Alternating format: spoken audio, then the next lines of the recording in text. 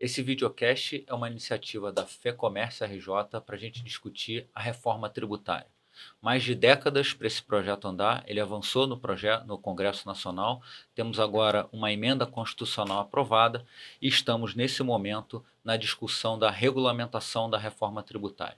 Estamos aqui com o Gilberto Alvarenga, que tem representado a Confederação Nacional do Comércio, Serviço e Turismo no Congresso Nacional nessas discussões. Além disso, dois ex-parlamentares com vasta experiência para conversar um pouco sobre o processo legislativo e a gente entender quais os próximos passos, e o João Gomes, liderando o nosso Instituto FEComércio de Pesquisas, para falar, obviamente, do contexto econômico de forma geral, e eu tentando moderar e contribuir com todos eles aqui nessa boa discussão. Eu vou começar pelo Gilberto Alvarenga, pedindo para ele explicar um pouquinho em que pé está esse processo da reforma tributária. A gente está com um projeto de lei complementar já no Congresso sendo discutido, Gilberto. Agora, acabaram de ser criados dois grupos de trabalho, um para discutir mais as questões operacionais do imposto e o outro para discutir as questões federativas. Fala um pouco para a gente de como é que está esse projeto, quais são os principais pontos, para que a gente possa iniciar esse debate. Olá, Guilherme. É um prazer estar aqui com Márcio, Otávio, João. A gente está aqui se deparando com a reforma tributária do consumo, né? Para que todos entendam. Então, os tributos do consumo estão sendo remodelados. A gente já passou por uma questão de análise constitucional, então houve uma proposta inicialmente constitucional, que é a emenda constitucional 132. Agora a gente está na fase de regulamentação dessa emenda constitucional. Estamos numa análise inicial da Câmara dos Deputados do projeto apresentado pelo Executivo, que é o PLP 68, e por uma questão organizacional foi desmembrado em duas frentes. Um segundo projeto virá para questões mais atinentes, como você muito bem falou, ao Pacto Federativo, a interlocução entre Estados, municípios e União, e a gente vai passar por essa análise, e a gente está numa questão inicial em que o tratamento e a regulamentação do que está disposto no PLP 68 vai ser analisado pela Câmara dos Deputados inicialmente, e posteriormente pelo Senado, e vai seguir todo o trâmite legislativo. Então, a gente está aqui na expectativa de como vai ser analisado pelo Legislativo, nesse momento, a proposta que veio do Executivo. Quais são os principais pontos que você destacaria, Gilberto, em relação aos setores, especificamente aos setores abarcados pela FEComércio RJ? Eu acho, Guilherme, a gente tem uma questão muito importante com relação, e até tem desdobramentos econômicos dessa questão, que eu acho que a gente tem que se debruçar com relação a isso. Independentemente de concordarmos ou não, a gente teve uma mudança de ótica de tributação que inicialmente era mais direcionada à indústria, que aí no período pretérito a gente tinha, por exemplo, um imposto sobre produtos industrializados, ou seja, industrializar o produto era uma penalidade, né? Era um motivo de tributação. E aí agora a gente tem um deslocamento que inicialmente seria um tratamento igualitário de todos os setores, e esse é o ponto base dessa proposta. Então, trataremos indústria, comércio e serviços de forma igualitária. Esse é o arcabouço e a base das propostas atuais. O que a gente tem que observar, e aí eu entro nos pontos de atenção, é que, inicialmente, se você está conduzindo para uma tributação não cumulativa, o que isso quer dizer? Os setores agora poderão tomar débito, crédito, e, a partir disso, poderão ter uma tributação na qual eles aproveitam crédito das suas entradas, das suas aquisições. Só que todos nós sabemos que o setor de serviço ele tem uma condição diferenciada, que é uma grande demanda de mão de obra, um custo de mão de obra muito grande para a prestação de serviço e poucos insumos.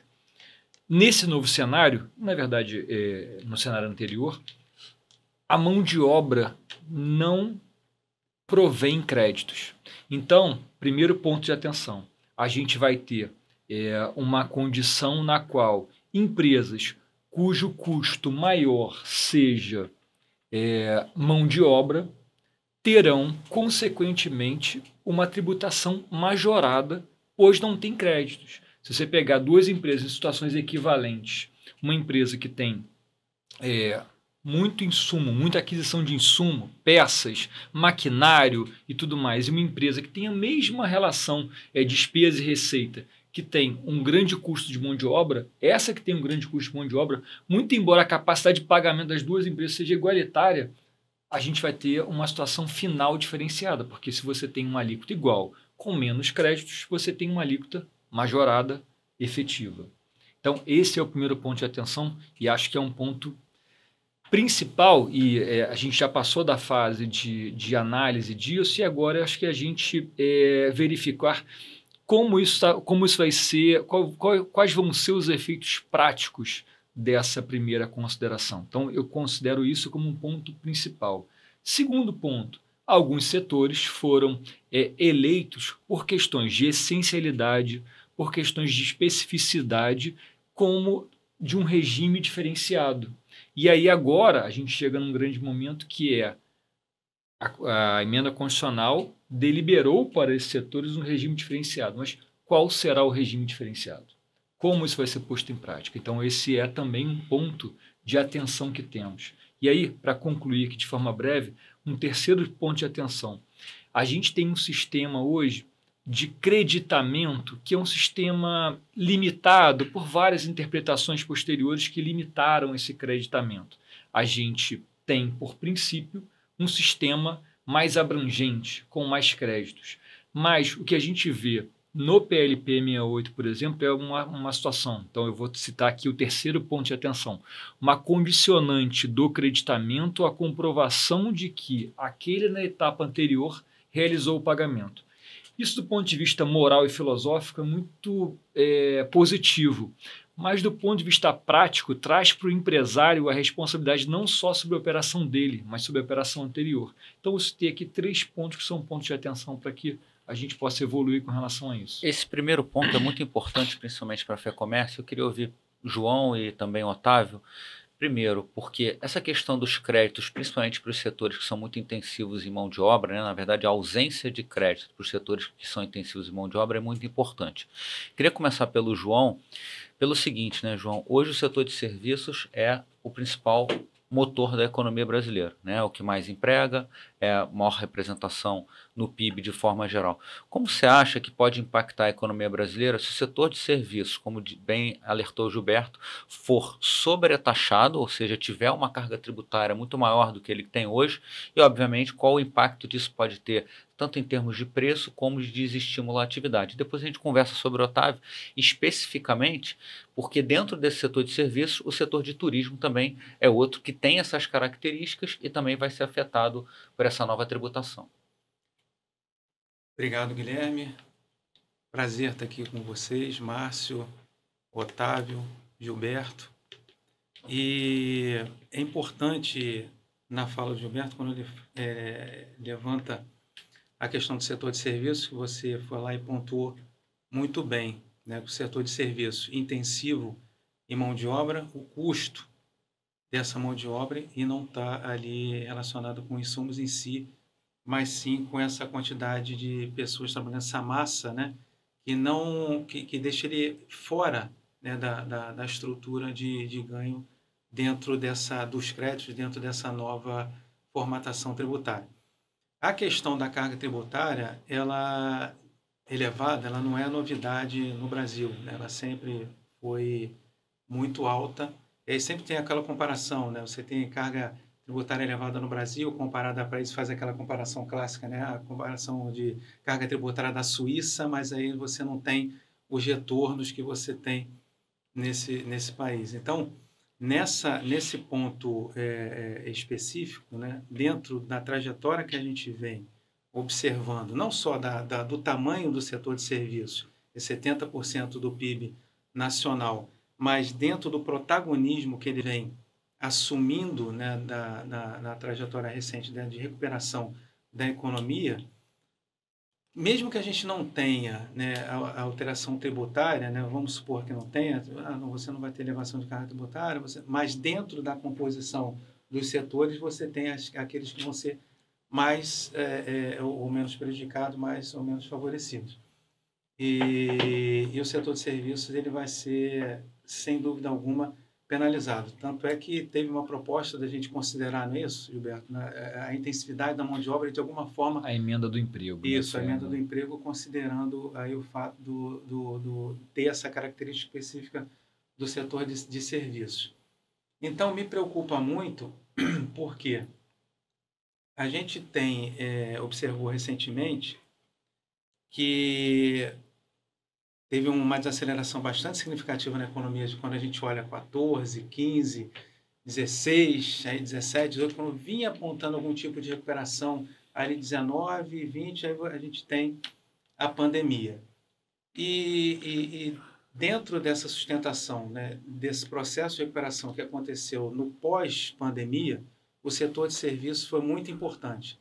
E na história, né, você olha na teoria econômica, você olha os países que foram avançando, buscando desenvolvimento, o setor de serviços ele tem um protagonismo cada vez mais significativo. Então, não olhar especificamente para um setor que, se a gente quer crescer, se tornar um país, né, com avanço, né, sair daquela questão do país em eterno desenvolvimento e avançar efetivamente para ser um país com ganhos, né, não só per capita, mas absoluto, maior, ser um país desenvolvido, o setor de serviços passa por ele. Então, o que a gente estaria fazendo agora? Estaria abortando esse processo de avanço? A gente tem um processo de transição demográfica que a gente...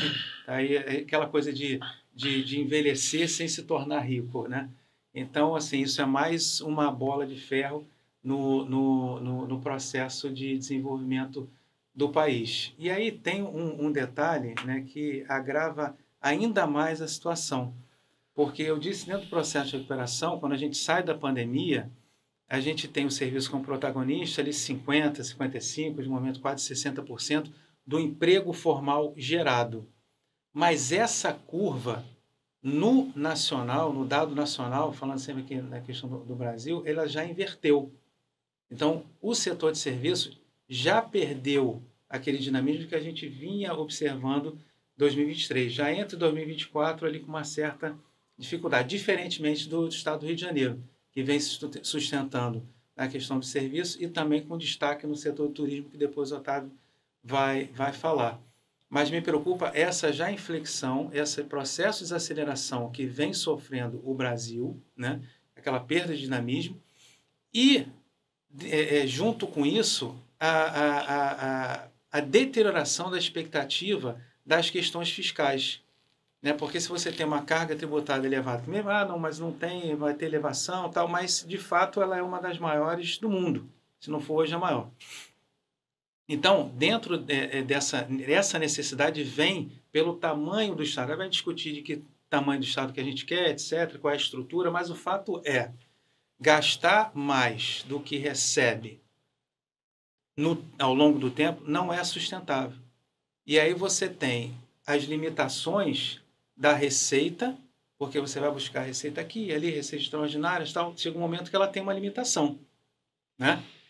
E hoje, não só essa limitação vem batendo a porta, mas como também a questão de que nós ainda não estamos em um processo de desaceleração econômica mais intenso.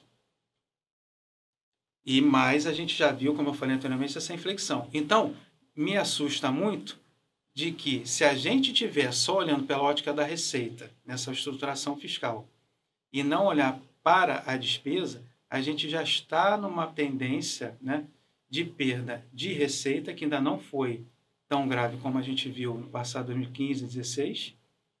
As extraordinárias, aquela busca de outras fontes de receita já está chegando no limite, e as despesas continuam elevando. Então, é uma trajetória que é muito preocupante, e no cenário que a gente tem hoje, de crescimento de dívida, etc., pode fazer um ciclo totalmente vicioso, que atrapalhe a política monetária, a gente entre em dominância fiscal, e aí não vai adiantar a gente dizer o seguinte, não, mas aí a discussão de redução de juros fica do lado, aí entra a questão seguinte, poxa, vamos aumentar a taxa de juros, mas aí pode ser um momento em que até a elevação como a gente já viu no passado, fique prejudicada para conter na política monetária a questão da inflação. Por quê? Porque a crise de expectativa se instaura e você tem um problema fiscal, um problema monetário, e a gente joga o país numa trajetória de desaceleração aguda.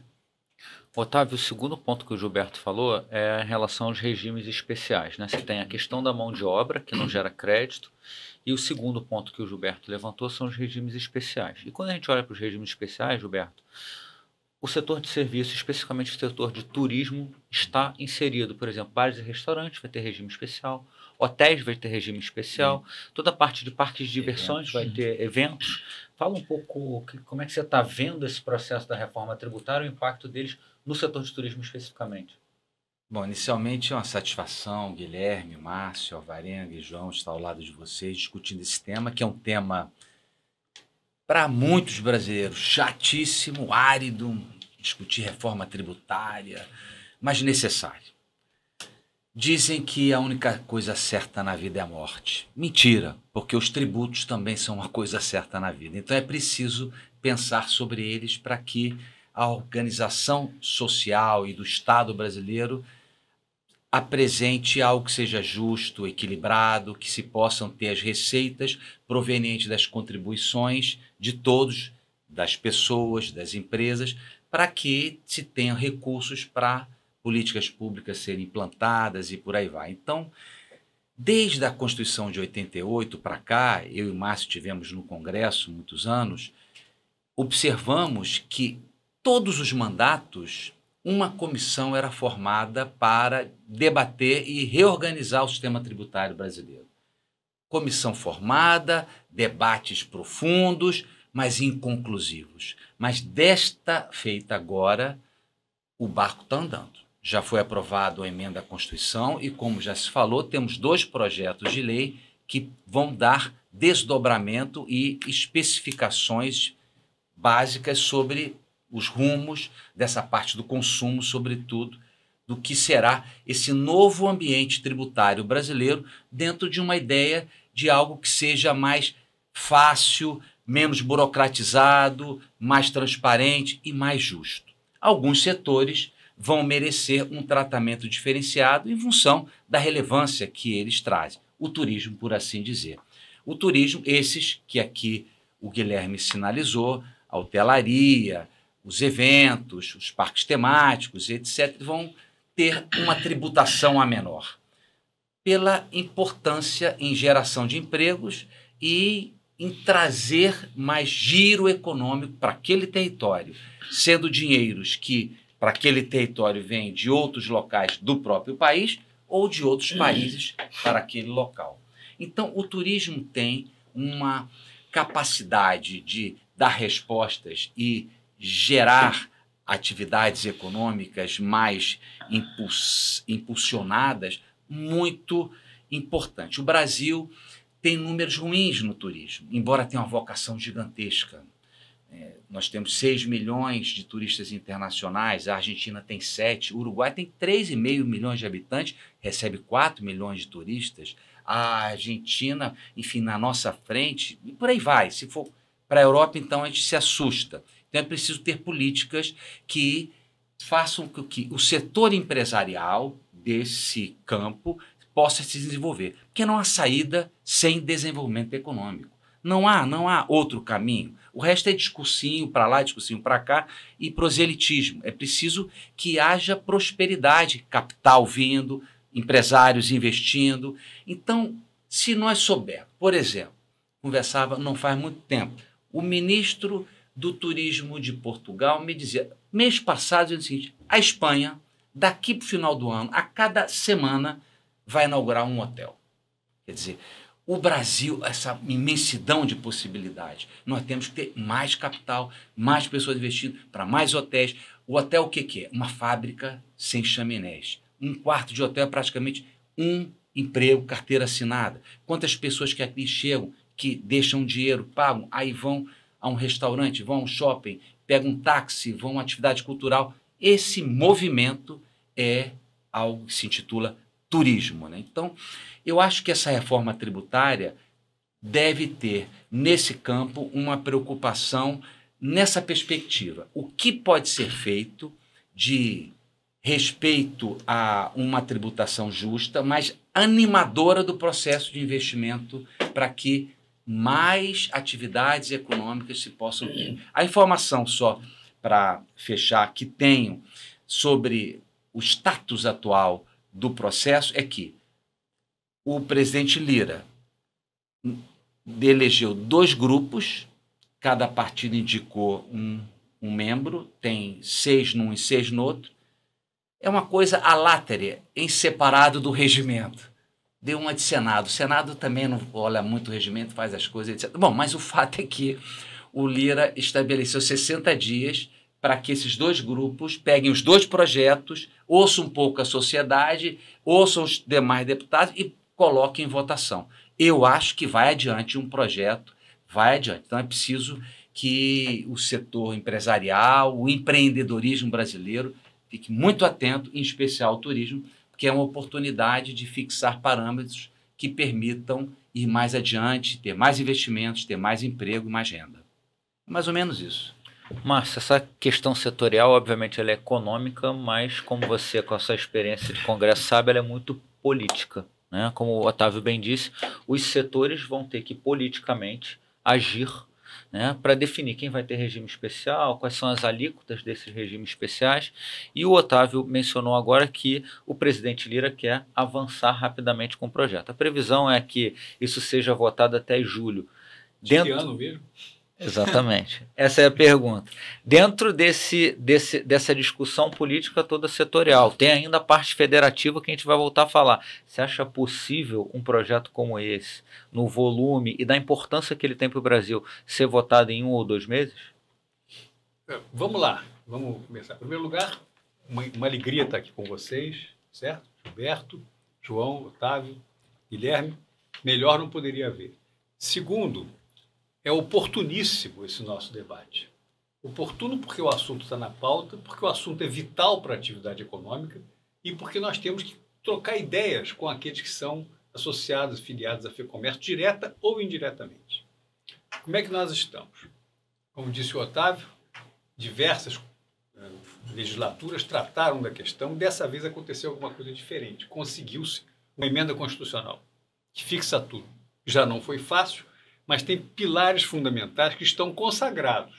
Um deles muito importante é a taxação no destino da atividade econômica, é o domicílio do fato gerador. Quer dizer, é uma velha questão, por que o petróleo não é no estado do Rio, por que a energia elétrica não é em Minas, sei que isso acabou. Agora é o seguinte, se você vai a uma loja e compra um produto qualquer, o domicílio da loja é o destino dos impostos. Se você compra online, o domicílio da loja é a sua casa, de onde você comprou online. Quer dizer, então isso foi definido na emenda constitucional, passou batido, acabou, é assim que é. Há outras vantagens, muitas delas, nos princípios que estão na emenda constitucional. No operacional, só para recordar, já a emenda constitucional fixou, nós vamos substituir alguns impostos, ICMS, ISS, até IPI, e não sei se algum outro por aí, por 3 taxações. O chamado IVA, Imposto sobre Valor Agregado, o chamado IBS, Imposto sobre Bens e Serviços, e o outro, que não foi ainda apresentado na sua lei complementar, que é o CBS, Contribuição sobre Bens e Serviços. Qual é a diferença do Imposto sobre Bens e Serviços e da Contribuição sobre Bens e Serviços? É que a Contribuição sobre Bens e Serviços será federal, não vai dividir com estados e municípios, como o IBS. Então, essas traquitanas, essas tecnicalidades do processo legislativo não são tão importantes, mas são vitais. Não são importantes para o dia a dia das pessoas, mas são vitais para entender, para responder a sua pergunta. Vai passar em 2 meses? Eu não sei. Nada é impossível. Mas o primeiro projeto de lei complementar tem 500 artigos. Se você é de um setor qualquer, turismo, você falou, mas você pode ser de revenda de automóveis, locação de veículos, qualquer coisa, indústria imobiliária. A indústria imobiliária nunca pagou imposto sobre venda, sobre valor agregado, agora está incluído. Né? Cada setor, se você quiser se dedicar a estudar o negócio, tem 30 ou 40 artigos, ou 20 ou 10, mas específicos sobre cada setor. Medicamentos. Que medicamentos? Então, a lista de medicamentos tem 800 nomes e já é objeto de críticas hoje. Por que não é 900? Então, cada coisa dessa não é em 3 dias que você decide. Não é? Vai somando os tempos, eu sou incrédulo. Porque julho é recesso parlamentar e porque temos eleições para vereadores e prefeitos no próximo mês de outubro. Tem o São João final de junho. É verdade. Esse é um ponto para quem não está alerta. São João é tão importante quanto o Natal. Sim. Em certos estados brasileiros não há trabalho parlamentar que resista a Caruaru, né?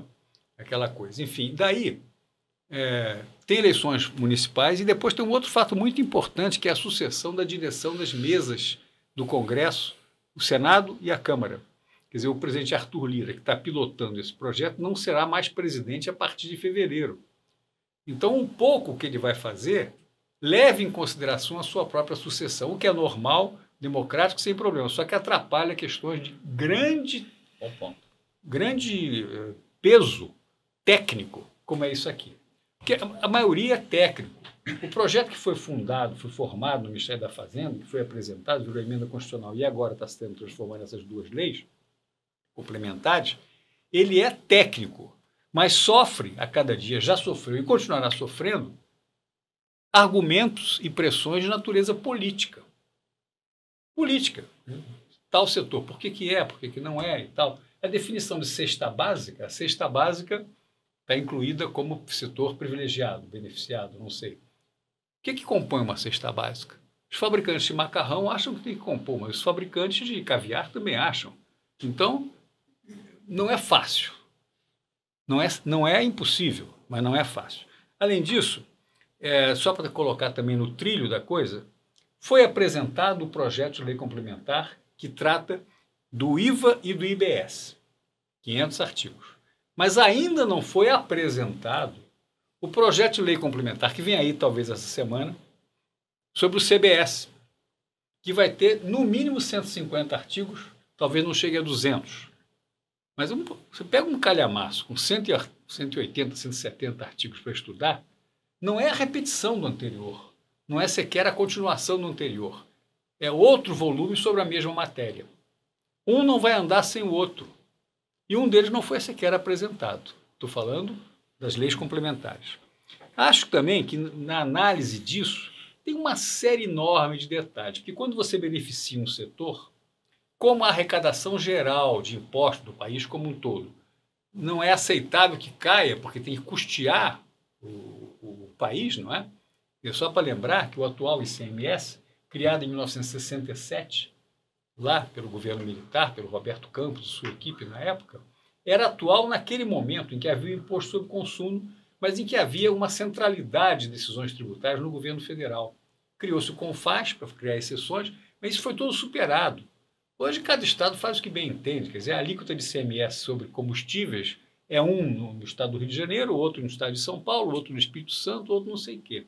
Isso tudo tem que ser reunificado. Quando você gera exceções, reduções em certos setores, você, para manter a carga tributária total fundamental, tem que aumentar o valor do IVA geral. Quem vai definir e com que critérios o IVA básico? Pelo que está na lei, é o Senado, por uma comissão especial de CLT. O Senado nunca fez isso na vida. Tem que ter o Senado, não é a Câmara, não. O Senado vai ter que dizer, o IVA é de 37%. Aí alguém vai dizer assim, não, 37% é inaceitável, tem que ser 22%. Certo? Mas como é que você vai criar? Tem que ter um critério para isso. Serão 3 alíquotas, eu anotei aqui na minha cola, serão 3 alíquotas de referência diferentes. Uma para o IVA, outra para o IBS, outra para o CBS. Não é o mesmo valor, 27%, não é. É 30 para um, 22 para outro, etc, etc. Porque são discussões complexas que passam pelo conceito de fato gerador do imposto. Como é que é o fato gerador do imposto? Passa por uma questão complexa, que é o fornecimento de bens e serviços. Isso que você falou aqui, que sobretudo, é baseado em pagamentos feitos na etapa anterior da produção. Pagamentos. E quem ficou devendo e não pagou? Tá certo? Quer dizer, quem tomou empréstimo e não desembolsou ainda o dinheiro, essa parte vai ser creditada ou não creditada na parte posterior. Certamente vai, mas são discussões que vão acontecer de natureza técnica muito intensa, com implicações políticas desconhecidas e certamente podem ser esperadas. Tem uma porção de outros detalhes, tem o speed payment, você já viu o que é isso? Split payments, né? É um negócio que você faz rapidinho em certos setores. Depois tem o cashback, que é uma demanda clássica, quer dizer, os setores menos aquinhoados, os setores mais pobres da Uma sociedade, cesta básica, né? vão receber de volta tá certo? O imposto que o seu fornecedor pagou como benefício para ele não morrer de fome, enfim, essas coisas. Enfim, não é fácil. Certos setores que nunca foram tributados passam a ser, como o setor imobiliário, por exemplo. Não é a construção, o imóvel. O imóvel nunca teve valor agregado, agora vai ter valor. Por quê? Porque o princípio geral é que todas as atividades econômicas merecem ser taxadas. Igualmente, não na mesma alíquota, mas igualmente como fato gerador.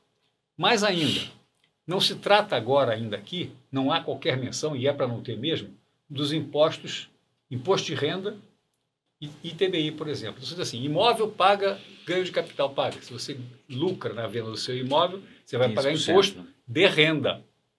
Não é esse aqui, não. É outra história. O imposto de renda continua igualzinho. ITBI. ITBI é uma coisa que eu falei há pouco ali, é uma areia no mercado imobiliário. Porque cada venda que você faça de um imóvel paga uma alíquota que é fixada pelo município do município, de acordo com o valor que ele, município, acha que tem o seu imóvel. Né? Você vai vender seu imóvel? Perfeitamente. 5% do valor que a prefeitura acha que vale, você vai recolher a prefeitura. Isso é uma areia, é um entrave ao desenvolvimento do setor imobiliário, que agora passa a ter em paralelo também o IVA. Então são coisas que abrangem o universo do nosso empresariado e que obrigam, como eu outro dia falei lá, uma vigília nova. É a vigília dos empresários, nas suas entidades representativas, dos sindicatos, das federações e tudo, em cima do Congresso, 24 horas por dia. Porque Brasília funciona muito, sextas, sábados e domingos, quando não tem nenhum deputado lá. Naqueles que redigem as emendas, naqueles que trabalham sobre a questão de taxação, quer dizer, os assessores das autoridades, não é?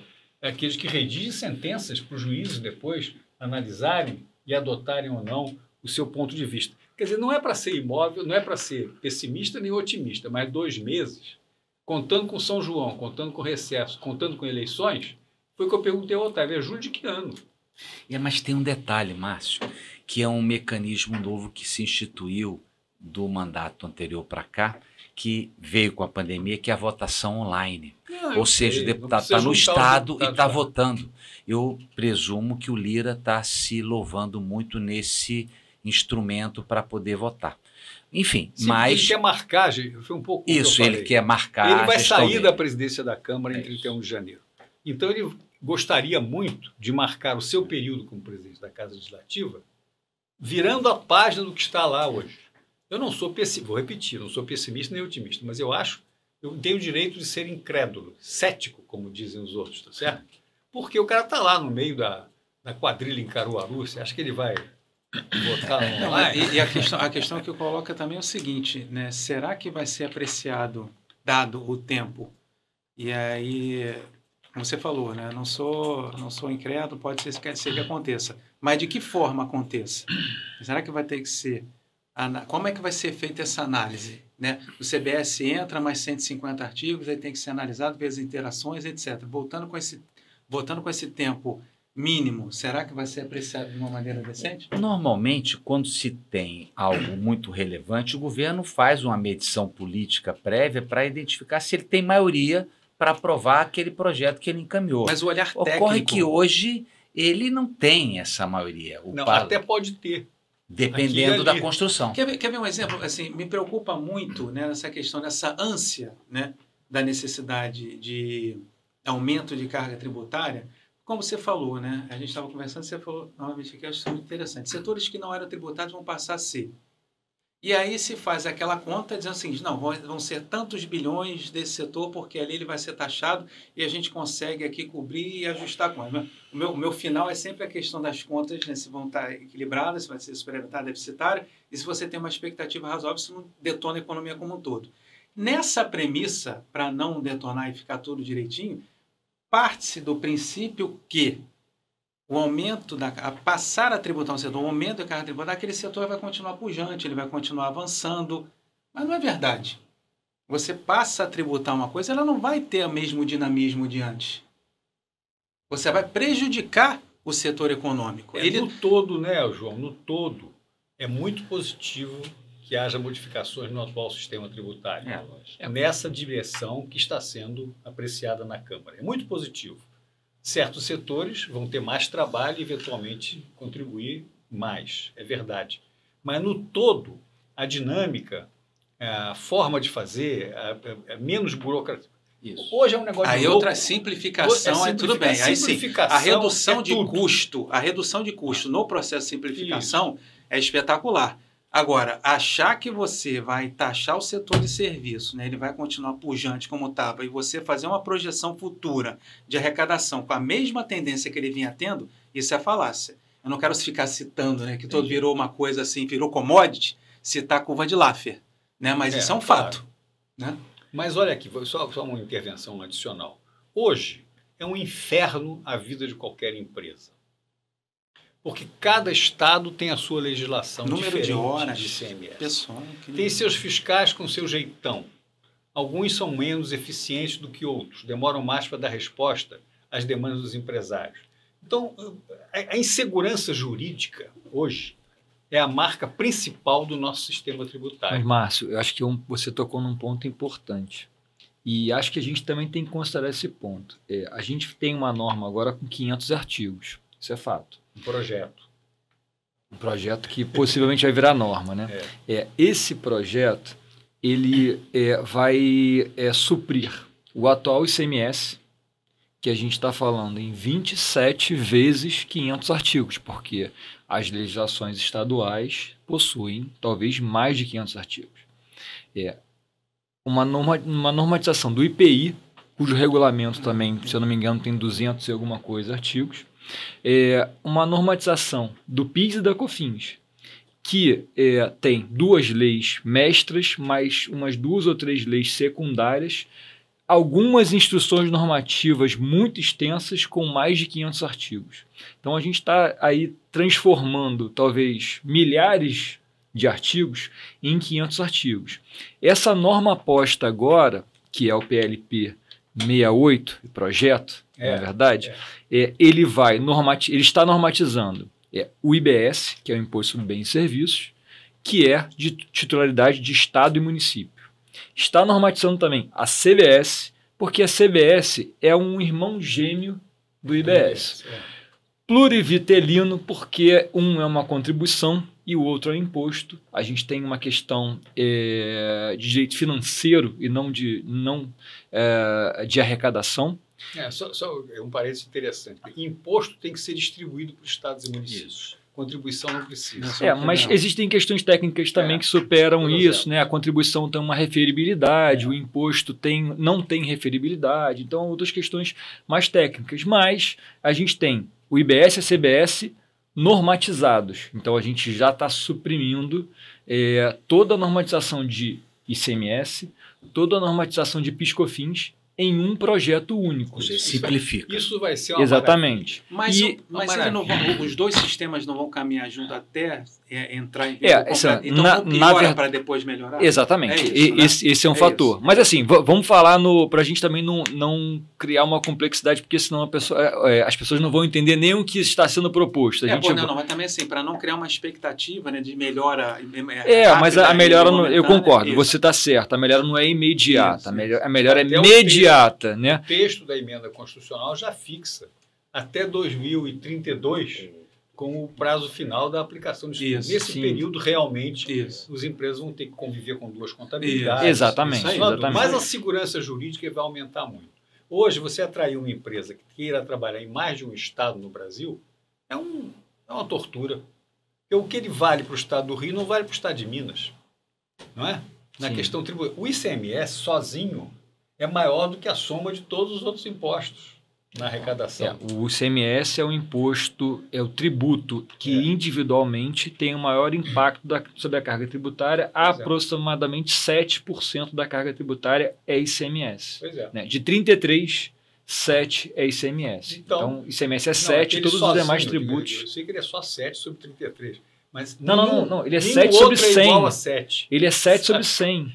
Ele é 7 sobre 100%. Sobre todo o PIB, 7% é ICMS. É grave. Gilberto, eu acho que um ponto importante, sim, a gente já entendeu a simplificação, mas outra questão importante era que a proposta inicial era que existiria uma alíquota única. Sim.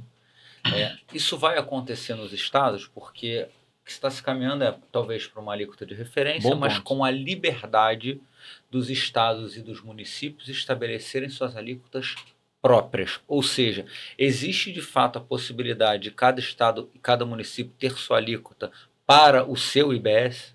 Exatamente. A proposta é essa, né? Os estados e municípios, na medida em que perdem a sua capacidade de normatização dos seus regulamentos internos, ganham, na verdade, o que sobra, né? Ficam com a capacidade de um único fator. Estado e município pode legislar com relação à sua alíquota base, a sua alíquota padrão. E, por exemplo, itens com redução, alguns alimentos, redução de 60%, vão ter uma alíquota reduzida em 60% da alíquota padrão. E você colocou um bom ponto, Guilherme, porque a alíquota, como a gente está considerando destino, quando uma pessoa, uma empresa, vende um produto para um determinado município no estado do Espírito Santo, quais são as referências? Alíquota nacional, CBS. Um pedaço do IBS na alíquota estadual. E um outro pedaço complementar do IBS na alíquota municipal. Então, a carga final é o somatório dessas 3 alíquotas. E aí um ponto que eu acho que é importante, a gente está deslocando a tributação da origem para o destino. E aí eu não sou economista, até queria ouvir um pouco do Guilherme e do João, porque hoje a gente tem um estímulo para que, vou citar um exemplo, as indústrias farmacêuticas se desloquem, isso foi uma grande perda do Rio, se desloquem do Rio de Janeiro para Goiás, por exemplo. Goiás hoje é um grande setor, é um estado com setor de indústria farmacêutica pujante. Goiás já emprega 50% a mais na indústria farmacêutica do que o Rio de Janeiro. Perfeito. Por incrível que pareça. Perfeito.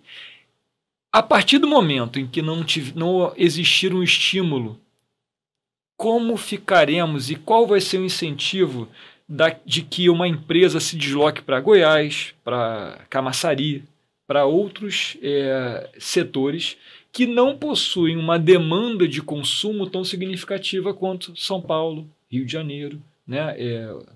Sul e Sudeste. E a gente fala dessa forma. Que ela está lá por conta de incentivos que recebeu. Óbvio. E gerando emprego. Eu acho que a gente tem que consumir, não gera emprego. Produzir gera emprego. E aí essa dicotomia, deslocar a carga tributária para o destino é algo mais inteligente do ponto de vista estrutural, mas tem que existir um contraponto econômico para isso. Eu queria ouvir um pouquinho de vocês com relação. Estou dando uma de entrevistador agora. Não, perfeito. Quando você pensa na decisão de investimento de uma empresa, nós estão 3 os pilares fundamentais: tributação, infraestrutura e qualificação da mão de obra. Não adianta botar uma indústria ou um serviço específico que demanda uma qualificação se aquela localidade não tem, né? E já vi muitos casos também de indústrias ou empresas que vão para o interior por conta de um benefício fiscal e onde ela se instala sequer tem energia elétrica. Isso acontece e muito, né? Isso aconteceu inclusive no cluster automotivo do Rio de Janeiro, quando chegou uma das montadoras, todas as outras ficaram desesperadas. Eu falei, o que é o problema de concorrência? Não. Quando ela ligar a fábrica, vai cair todo mundo, porque não tem energia para todo mundo. Inclusive ela, né? Inclusive ela, exatamente. Então, quando você desloca o imposto para o destino, você quebra uma dessas pernas de tomada de decisão. E as outras 2 passam a ser fundamentais, que é infraestrutura. Então, os estados vão ter que começar a se preocupar com a sua infraestrutura para atração de empresas e formação de mão de obra. Mas, Guilherme, essa outra perna de tributação acabou? Eu diria que não. essa vai ser talvez uma das grandes discussões federativas da reforma tributária, que é como é que vai ser o fundão dos benefícios fiscais. Liberdade de expressão minha, né? Por quê? Os estados vão ter que discutir hoje do bolo de isenções o quanto fica com cada um para que você transforme, não em incentivos tributários, mas talvez, João, em incentivos financeiros, ou seja, desse bolo de isenções tributárias que o Brasil tem, quanto que o Rio de Janeiro vai ficar para estimular as empresas que aqui estão e as empresas que ele quer atrair, seja com a construção de uma infraestrutura, seja com a cessão de terrenos, enfim, com políticas de atração que deixam de ser tributárias, mas passam a ser financeiras. Essa vai ser uma das... Cada um tendo a necessidade do entendimento de quais são efetivamente as suas especificidades, do que ela tem na sua origem aí, qual é a sua capacidade, qual é a sua capacidade de geração, né, de renda, de emprego, de produtividade, onde é que ela está mais focada, quais são os seus ganhos de oportunidade para que ela consiga estabelecer ali um caminho, né, para a atração de empresas. Infraestrutura é essencial, parte logística também. O Rio de Janeiro ele tem uma estrutura logística, né, a proximidade, o quilômetro de extensão devido pela parte financeira, né, você consegue ter ali uma abrangência geográfica bastante significativa, dada a aproximação com outros estados que são polos importantes econômicos brasileiros. Agora, a questão fora desse eixo, que é o teu grande ponto, né, como é que isso fica? Né? Aí entender realmente a estrutura local para trabalhar melhor isso. Mas, ao mesmo tempo, João, acho que pode também resolver algumas questões dicotômicas que eu vejo nas empresas do Brasil. Então, se, por exemplo, o abatedouro e o processamento da carne está em São Paulo, muito embora São Paulo não seja um estado que tem aí grande produção de gado e grande geração de gado, e a produção de automóveis está num lugar onde tem uma grande produção de gado, que é o Centro-Oeste. Então, assim, eu acho que isso está acontecendo com o mundo hoje, né? Quando a gente fala na questão de desglobalização, né? Você está tendo que buscar estruturas mais próximas, não até internas, para que você possa fazer ali a sua composição logística, né? Porque, por exemplo, você faz uma bola hoje, né? Onde é que ela é produzido o couro, onde é que é costurado, onde é que a produção final é efetivada e por onde ela sai para o mundo, né? Então, a China tem uma participação muito grande, teve uma participação muito grande nisso. Agora, dadas as condições geopolíticas, né? A necessidade do gás, por exemplo, russo. Então, assim, a necessidade, né, faz o gato pular. Então, o que está acontecendo é mais ou menos isso.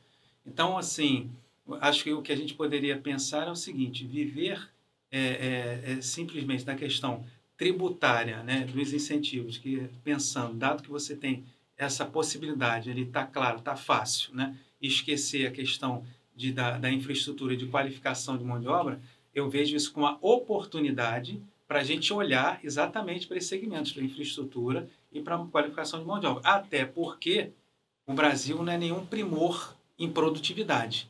E acho que o que tem, por exemplo, causado um grande frisson dos economistas, dada a economia americana, que está crescendo com juros elevados, e a questão do juro neutro mudou de patamar, é justamente a alavancagem da produtividade que eles estão vivendo. Acho que isso é uma oportunidade. No fundo, o que se espera é que esse conflito entre os estados da federação, que a gente vem assistindo há muitos anos, de guerra fiscal, diminui tributo ali, o imposto acolá, para atrair empresas, isso se supere, né? Resta saber se vai se chegar lá. A simplificação do sistema de recolhimento, de apresentação da contribuição de todos para o país, que se dá através dos tributos, etc., isso já será uma grande vitória. Aí vai depender, como aqui já está sublinhar, da capacidade operacional dos estados de atrair também as suas empresas. Ninguém muda uma planta facilmente de um lugar para o outro. Agora, é óbvio, se o Estado, como se diz nos botequins do Rio de Janeiro, der mole e não cuidar da formação da sua mão de obra, etc., essa questão da indústria farmacêutica do Rio de Janeiro é sintomática, que é uma grande vocação do Rio de Janeiro. E aí, estamos caindo. Mas o fato é que se espera dessa reforma tributária algo que permita o Brasil avançar, as novas gerações e as administrações públicas, elas poderem fluírem nas suas responsabilidades com menos burocracia e os tributos serem mais justos, né? E acho também.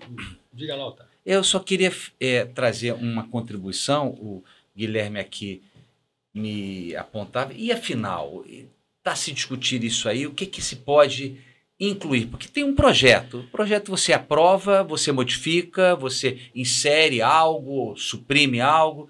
Tem um ponto no turismo, que é uma bandeira que a FEComércio do Rio de Janeiro abraça e tem sido vanguarda, que é algo praticado pelo mundo afora, que é a possibilidade, nós estamos falando do tributo e do não pagar tributos, né? Mas é o do chamado tax-free, que é um cashback para turistas internacionais.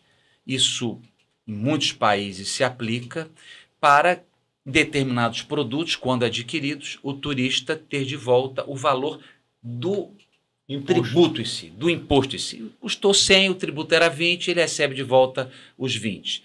Ou seja, ele com isso tem, essa é a lógica da aposta da política pública, do tax-free, ele tem um estímulo a comprar mais. E muitas vezes ele recebe esse recurso ainda no aeroporto, ou antes do aeroporto, ainda de chegar no aeroporto, e ou em dinheiro físico, ou no próprio cartão, e com isso se anima mais ainda a gastar naquele território. O Brasil não tem isso. Em alguns países, Otávio, como os Estados Unidos, você tem, por exemplo, em Nova Orleans. Nova Orleans. Não tem no país como um todo. Exatamente. Mas certas cidades têm brecha para legislar sobre isso. Exatamente. Aqui pode fazer alguma coisa parecida. Por Sem isso dúvida. Que o outlet de Nova Orleans é tão badalado, né? Claro. As pessoas saem de Manhattan para ir para lá comprar. E o princípio... É mais barato que o duty free aqui no Galeão. E o princípio que fundamenta essa política é o da exportação. Porque, na verdade, quando chega um turista em Portugal e compra uma garrafa de vinho e traz a garrafa de vinho para o Brasil, Portugal está exportando aquele vinho, porque tem que mostrar na saída do território português, etc. Então, a FEComércio tem batalhado muito por essa pauta, tem muito a ver com todo o ramo do comércio do Rio de Janeiro. O Rio de Janeiro tem avançado nessa questão e eu espero que nós possamos, no bojo da discussão desses dois projetos, incluir um dispositivo que deixe claro que o Brasil vai poder ter o tax-free. Isso vai fazer com que a atratividade, né, do turismo ele ganhe uma força a mais. Né? E deixa o balanço de pagamento menos deficitário. Né? Isso, esse é um dado importante que traz o João. Os brasileiros deixaram no exterior no ano passado 15 bilhões de dólares. Os estrangeiros deixaram Os brasileiros, aqui 8. Pessoas físicas em viagem. Em viagens. Então nós temos um déficit de 7 bilhões. Como é que se resolve isso? Primeiro, trazendo mais turistas. E ao mesmo tempo fazendo com que os que vêm possam gastar mais aqui. Como é que você pode fazer com que eles gastem mais? Tendo programas como esse. E essa possibilidade foi observada na pesquisa que a gente fez com turistas estrangeiros que deixaram o Galeão, e a gente fez essa pesquisa, aí observou. E aí foi muito interessante, né? Que a gente, e aí a pesquisa, né, o fato de ter feito a pesquisa foi muito bom porque a gente não estimulou, né, mas a gente explicou para o turista estrangeiro que era o tax-free, mesmo em alguns locais eles tendo o tax-free, né? E aí vem aquela importância de a gente divulgar, fazer o marketing e tal. E eles disseram, e aí a pesquisa ficou claro, né, que ou passam a comprar ou compram mais. É isso. E aí a compra dos bens observados, por isso que teve um valor muito significativo, com bens de maior valor agregado do que aqueles que já estavam na pauta de compra na viagem deles. Ou seja, eles tiveram um estímulo, e aquela coisa, né, aquela questão psicológica, né? Você já comprou, já gastou. Poxa, mas eu tenho de volta o dinheiro que eu já gastei? Então agora eu vou fazer aí a festa com aquele recurso. Assim. Agora, eu acho também que pode-se acrescentar aqui, estamos tratando de reforma tributária, do avanço que isso pode significar, ainda que leve 10 anos. Agora eu virei otimista de novo. Né?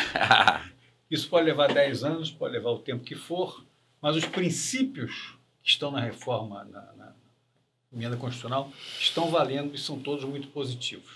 Vai se discutir a lei complementar, vai se discutir a segunda lei complementar, alguma coisa de positivo sairá em certas questões que eu quero pontuar. A primeira é reduzir radicalmente, e eventualmente até eliminar 3 fatores: fraude, inadimplência e sonegação. Inadimplência não é resultado de sonegação. Inadimplência é que o cara não teve dinheiro para pagar porque o processo produtivo dele não permite que ele tenha sobra de caixa para pagar o imposto que ele não gerou. Isso vai ser eliminado. Fraude, claro, porque hoje você emite uma nota fiscal no estado de São Paulo fria. Ela é aceita aqui no Rio porque a autoridade financeira do estado do Rio de Janeiro não conhece o regime burocrático de emissão de notas fiscais de outros estados. São Paulo... O sistema vai ser unificado, né? Unificado. Então é fraude, sonegação e... Fraude, inadimplência e sonegação. Segunda coisa é que nos dá a oportunidade também do Brasil dar um pulo por cima. Quer dizer, o leapfrog famoso, né? O sapo dá um pulo e passa na frente dos outros que estão na corrida. Nos novos setores de grande possibilidade de desenvolvimento econômico na produção brasileira. Os primeiros ligados à área verde como um todo e à transição energética, não é? Fala-se muito, mas não se consegue direito o que é. Mas certamente novos minérios, as extrações de lítio, por exemplo, já estão sendo faladas, mas as questões ligadas ao aproveitamento dos novos conceitos da questão climática e ambiental são... O Brasil é tudo nisso, não só porque tem a Amazônia, mas porque tem diversidade, tem extensão, tem meios de fazer, e que hoje, em muitas questões, é inibido o trato desse tipo de assunto pelo sistema tributário.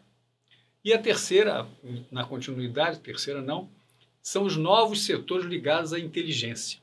Não estou falando de inteligência artificial, não, sabe? Mas os novos, quer dizer, a Califórnia é o que é, porque inovou. O Japão é científico, né? Acadêmico. Quer dizer, você formar mais matemáticos, mais físicos, mais isso, mais aquilo, novos setores, hoje abrangidos marginalmente pelo sistema produtivo brasileiro, até, enfim, energia nuclear, não sei, não quero dar o detalhe, mas uma série de outros setores vai ser estimulado a ser ampliado, retomado eventualmente, né? Quando houver uma simplificação tributária que estimule o empresariado a vir para cá. Mas, Márcio, acho que um ponto importante que você tem que observar na sua fala é o seguinte: na década de 50, quando a indústria era o principal ponto de empregos e de evolução de um país, a gente inventou o IPI. É isso que me preocupa. Agora... Não, existe uma tentação. Não, agora... Por isso é que não, olha só, preste Esse- atenção. esse Agora, é importante. a gente tem o serviço como algo pujante. Esse é o- A evolução no serviço, se a gente pensar que os softwares, por exemplo, aquele software que gera hospedagem é maior do que a maior cadeia de hotéis, a gente entende que o serviço ele tem uma primazia sobre outras questões. Eu estou comparando serviço com serviço, mas eu estou falando de novas tecnologias de serviço. E na medida em que a gente começa a onerar mais operações de serviço e fomentar a indústria, que é algo decadente, com todo respeito, acho que a indústria é importante, mas a indústria pode não ser a maior projeção e geração de empregos que teremos. Então eu acho que a gente pode estar na contramão, e daqui a algum tempo a gente pode estar discutindo, poxa, quando o serviço estava evoluindo, a gente tolhiu o serviço. Vamos trabalhar, pensar, definir quais são esses pontos e arregaçar as mangas em Brasília. É isso que tem que fazer, mudar para lá. Você, por exemplo, está condenado. Já está feito. Mas a proposta está feita, Márcio. A gente está só regulamentando a proposta. Mas olha, essa regulamentação é tudo, hein? Sim, é importante. Mas o cerne e a evolução, acho que é essa. A gente tem que pensar nisso.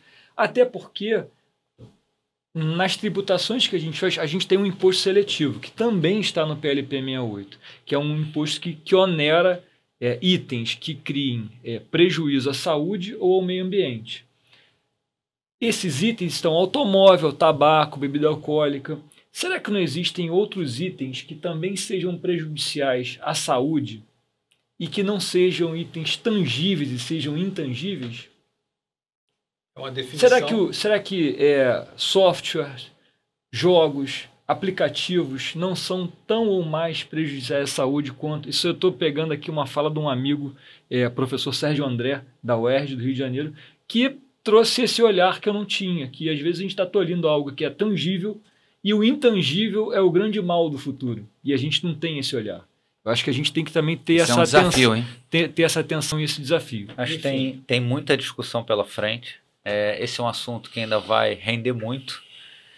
A gente vai ter, obviamente, outras oportunidades de continuar esse papo e, obviamente, informando a todos os empresários que fazem parte da FEComércio, os sindicatos. Hoje acabou nosso tempo. Agradecer aí aos meus colegas, Márcio, Gilberto, João, Otávio, muito bom a conversa. E, obviamente, teremos outras mais à frente, porque esse assunto ainda vai render bastante. A gente viu aqui que são muitos os temas que a gente pode explorar. E, certamente, Márcio, o processo de transição vai até 2032. E a gente vai ter muitas oportunidades de mudanças e discussões e aperfeiçoamentos até lá. Queria agradecer a todos pela atenção e audiência e colocar aqui os técnicos sempre à disposição de todos os filiados da FEComércio. Muito obrigado a todos.